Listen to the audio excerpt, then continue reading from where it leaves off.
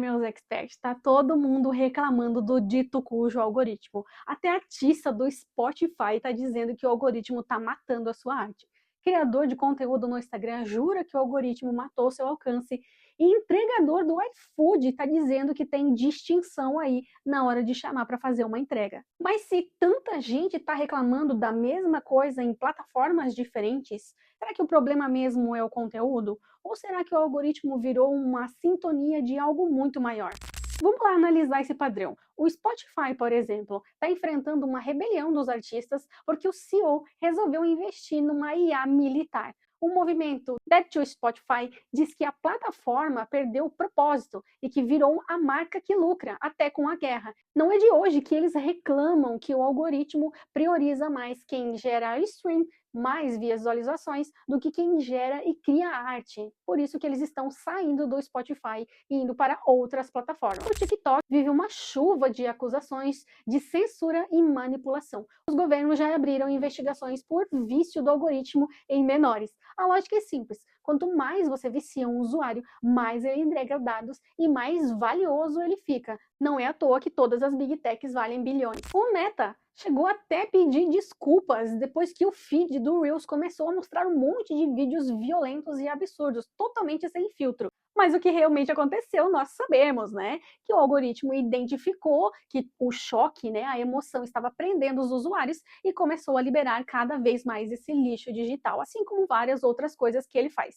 Segue o padrão do comportamento do usuário de compartilhar, curtir e engajar com aquele tipo de conteúdo, e aí ele começa a disseminar cada vez mais. Os aplicativos de entrega, como o iFood, o algoritmo é um novo patrão invisível. Ele decide quem recebe pedidos, quem ganha menos, quem é banido, tudo sem nenhuma explicação. O trabalhador virou uma peça num tabuleiro digital, controlado por dados que nem ele mesmo consegue ver e entender. Nos aplicativos de relacionamento, nem precisa falar que tem ali uma manipulação emocional. O algoritmo usa a carência das pessoas para continuar mostrando o suficiente ali do ciclo do quase match, o quase deu certo. E aí, se não der, quando ele vê que você está saindo, você paga um boost. Sim, meus experts, tem tráfego pago dentro das plataformas de relacionamento. Não sei se você vai ficar chocado com isso, mas eu não sabia. E fique você sabendo, sim, tem tráfego pago até dentro das plataformas de relacionamento. Ou seja, se você paga, você aparece para um match perfeito. Se você não paga, você fica lá esquecido. Porque, na real, se você realmente entrar num aplicativo e achar alguém, você vai desinstalar ele, não vai?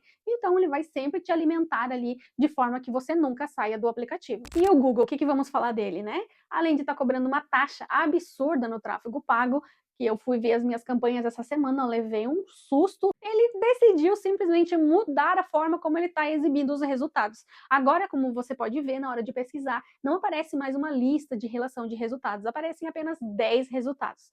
Ou seja, o seu anúncio precisa estar muito, muito bem qualificado para aparecer ali na primeira página do Google. E se você estiver no orgânico, então, meu expert, aí eu te desejo muita sorte para você conseguir aparecer aí na primeira página. Ele derrubou completamente a forma de SEO antiga e está focando muito nos assistentes de IA para ganhar aí toda a atenção do ChatGPT, que é o seu maior rival. Na prática, a jogada é sempre reter a audiência e, claro, vender muito mais. Tá percebendo o padrão? Diferentes plataformas, mesmas reclamações. O algoritmo é sempre o mesmo personagem. Ele vai te prometer relevância e entregar dependência. Ele vai dizer que te ajuda, mas na verdade ele só tá te prendendo um pouco mais. Vai fingir que tá servindo o usuário, mas na verdade ele serve os acionistas. E a gente, claro, continua refém dessas plataformas. Afinal de contas, a gente precisa deles.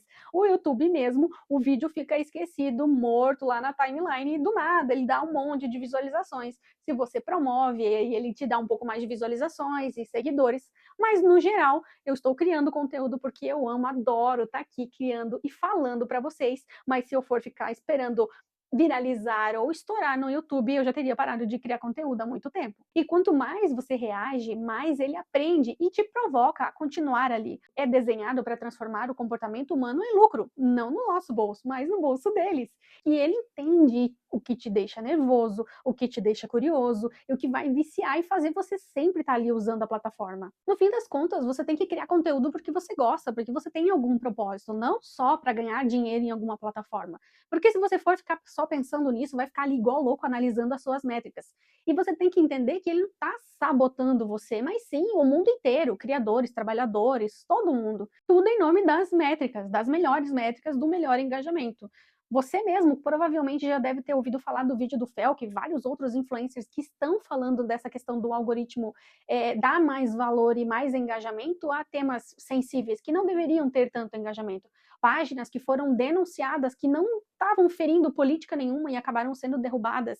Então, sabe, é um jogo de que a métrica maior é a que mais vai ser divulgada. Por isso que eu falo que se você for pensar nesse lado, você acaba desanimando e não cria mais conteúdo. Então, esquece isso, continua fazendo, continua criando, mais cedo ou mais tarde, o seguidor ideal vai te encontrar. Tenha ajuda do algoritmo ou não. O que você precisa é continuar jogando o jogo e entendendo como ele funciona, porque somos nós que alimentamos esse sistema com ego, pressa, validação, todo o sentimento do comportamento humano. Então, não é que o algoritmo está realmente sabotando, ele só aprendeu a nossa forma de viver. Enquanto a humanidade não parar de alimentar esse sistema com todo esse lixo digital, ele vai continuar mostrando o que ele sabe fazer. Porque no fim das contas, o poder nunca está no código em si, mas sim no dedo de quem clica.